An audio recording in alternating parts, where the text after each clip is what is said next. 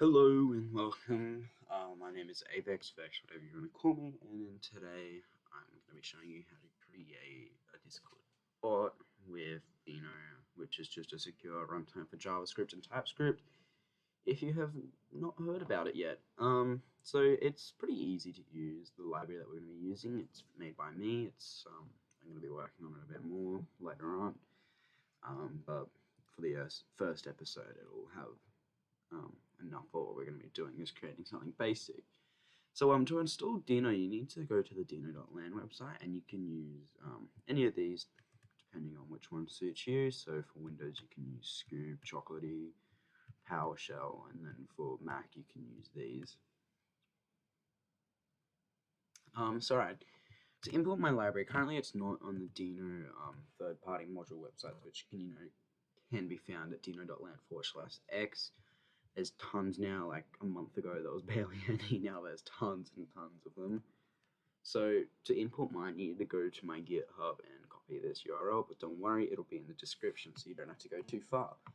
Once you copied that, you want to create a workspace. I've already created one, and I misspelled that. I still haven't fixed it. I didn't misspell it. I just put a capital there.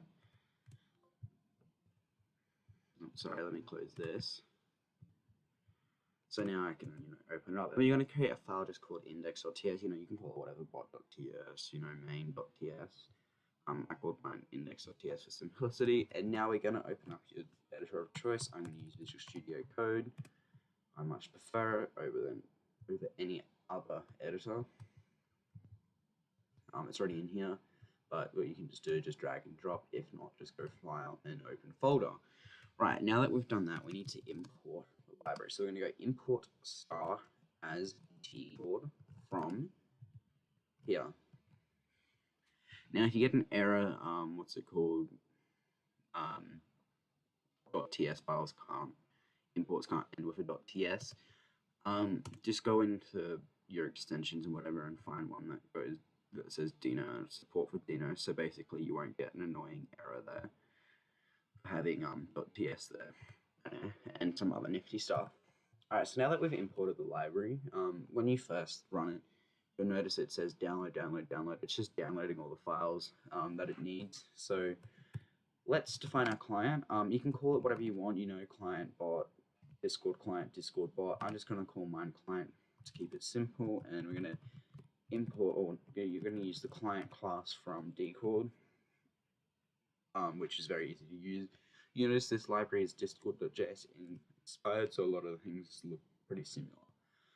Anyway, so now let's create our login method, or use the login method, sorry. And it's going to paste token in here. I recommend looking into storing your token in somewhere else more secure, So to get our token, you want to go to the Discord developer dashboard, which I will leave in the description, so you can just click the link and go to it. Now you want to create a new application. I've already got one here. I just called it CoolBot, and you got all your info here. You can change name, blah blah blah blah. If you come down to bot, you can change the profile picture for the bot, all that cool stuff. You change the username. You can set it to a public, private, all the intents and everything that you want. So we're going to copy this. Just hit copy. Don't even try copying my token. Well, I mean, you can if you want, but you're not going to get very far. We're going to come back to here, and we're going to go OAuth2. We're just going to hit bot, and you can hit the permissions here if you want. I'll just hit admin, paste it in here. It'll say this, add bot to server. I'm going to add it to the test server, and you can uncheck that if you want, or uncheck privileges. I was just showing her an example, and authorize. So we can now close out of that, and if we go to Discord, which is over here, yep, it's in my server. Cool bot. I'm new to Discord, say hi. Okay, so yeah, it's definitely working. So now if we go back to our editor, we can theoretically turn the bot on now, but you won't know when it's online. If you're looking at the console, you have to go to Discord. Hence why I have event emitters, and we can use the already event. You can put async here, doesn't really matter.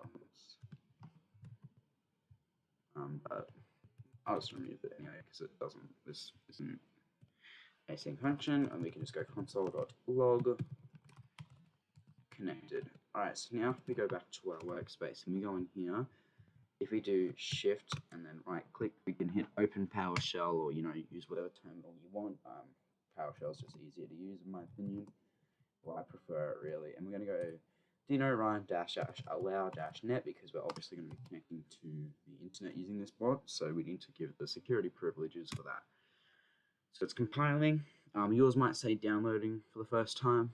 That's just because it's downloading stuff from the GitHub. Now, don't worry about all the other stuff that you might see here. Actually, just to keep it simple, I'm going to kick it from here so I don't get a bunch of errors in my terminal. It's not going to affect it. It's trying to look for a file that currently doesn't exist yet. So before we do anything, so yeah, okay, so it's on, right? So it's got the online presence, blah blah blah. Pardon me. So we go back to our code. Let's actually disconnect. It'll take a while, obviously, to kill off the WebSocket connection. Client.on, whoops. We're going to use our message event this time. Message. You can pass whatever you want for here. That's how you're going to be sending a message back. I'm going to give it message for simple reasons. Oops, not message. Message. And let's put that to an any type.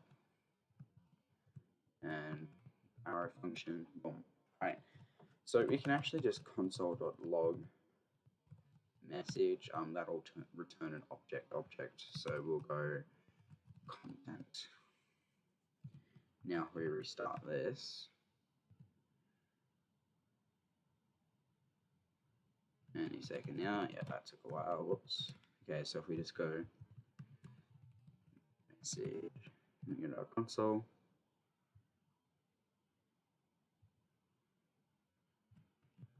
I didn't send it. No.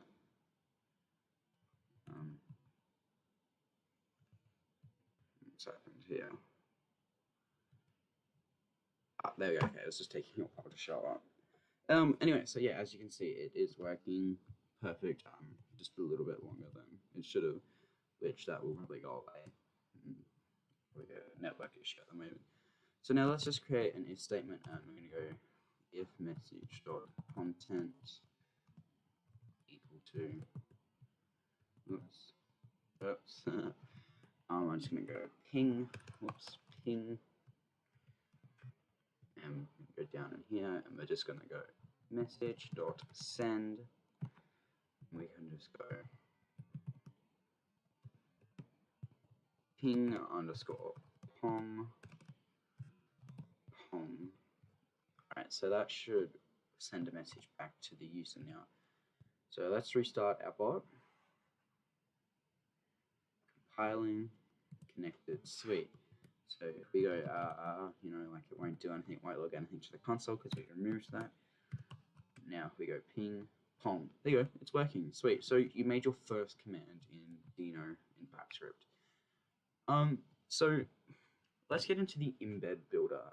Now there's two ways you can obviously create an embed. You can go like let embed equal, you create your own object, and you can go title embed description here, and we can add another one here, and we can go color, and you just pass in OXFF.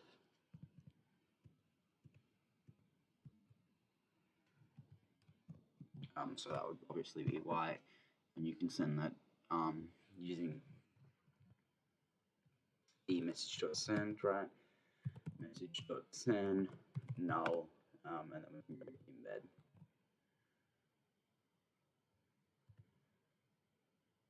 And I spelled that wrong, that's why. So anyway, that's how that works for using your own embeds.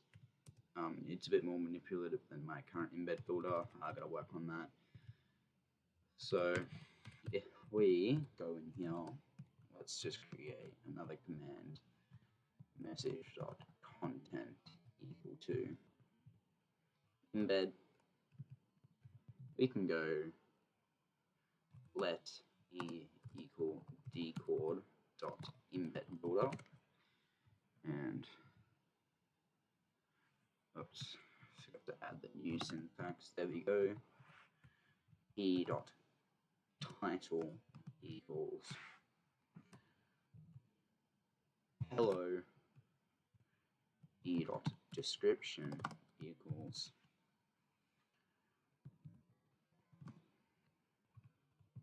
you can just put whatever you want, but while Discord embed, not Discord port. And we can put a color in here. Now this takes an int. So to convert a hex to a hexadecimal int, it's really simple. I'll show you. If we just go color picker, which is whatever this is, a blue color. We can go in here, just copy the hex without the hash. If we go back to our editor, we just have to add 0x Control V. I know it looks weird. I know it doesn't look like an int because there's actually alphanumeric characters in there, but I don't know. Okay, it's just that's how you convert a hexadecimal to an int. So to send this to Discord, we need to go message.send. We need to pass the null and then e.embed. So the reason why we're passing null is here because we're not sending string, like just a basic pong, whatever, what we did up there. We want to send an embed. Alright, so now if we restart, that was the case, so should be online any second. Alright, so you can do our first command, ping, no problems with that. Embed. Look at that. So yeah, we got that blue color, hello, while a Discord embed. I believe you can set a timestamp. I can't remember how. I can't remember if it has to be a specific timestamp, but we can just go 30th, 5th,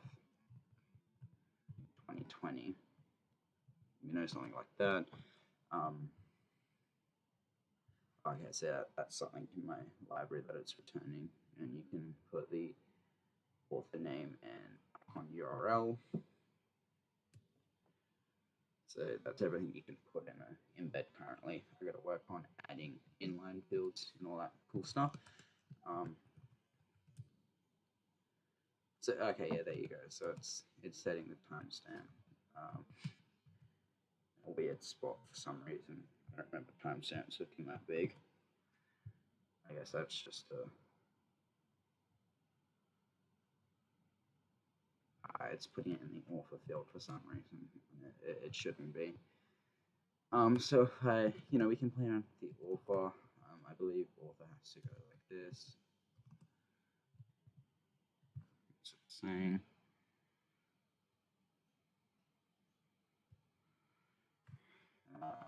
You can just put in something. I got to fix. I really got to fix the embed builder. But you can do basically that right now. Some other stuff. So now for reactions, we can just go message.content if it's equal to react. Oops. We can go message.react string. Now we can just go choose an emoji, not a GIF. What's one that we can choose from? I have something like Reezy face. We use this one. So just so we can get that, just want to add a backslash in front of it, and we can go back to our code, paste, run it again. Look at that, it's on. Now we can go react. Look at that, done. Okay, so it reacted with that.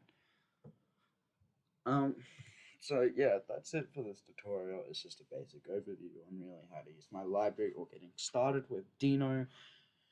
if you want to create a Discord bot, well, this is an easy way to get started. You can still do lots with how small it is right now. Not a lot, but you can still do some pretty cool stuff with it. For example, talking to other APIs or, retrieving data for something. Thank you for watching, and I will maybe see you in another episode if I decide to record another one. If you do need support, I will leave an invite link down in the description. Alright, bye.